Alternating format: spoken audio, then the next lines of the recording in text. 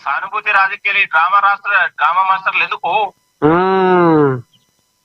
కుసబెట్టని ఉన్నటువంటి ఇంకేదన్నా నీ పార్టీల పదవి వచ్చు కదా. ఆ, కాబట్టి బీఆర్ఎస్ కేటీఆర్ ఎన్ని డ్రామాలు వేసినా, ఎన్ని విష ప్రచారాలు చేసినా, అభ్యర్థి పైన రకరకాల ప్రచారాలు చేసినా ప్రజలు నమ్మరండి. ఉమ్, అలా పుట్టబోయే బిడ్డ మా మేనమామ అనుకుంటు, కడుపులో పుట్టబోయే బిడ్డ మా మేనమామ కోటేయమని తల్లిని అడుగుతుంది.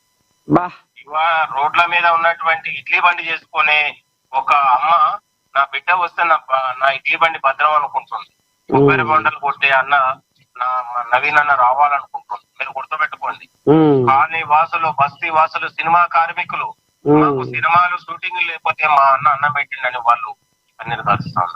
అంటే ఎక్కడ కూడా తెలంగాణలో జూబ్లీస్ ప్రజల్లో, ప్రతి గల్లీలో, ప్రతి వాడల్లో సబ్బండ వర్గాలు, సబ్బండ ప్రజలు ఇవాళ కుల మతాలకు అతీతంగా జై నవీన్ అన్న, జై కాంగ్రెస్ అంటా ఉన్నారు.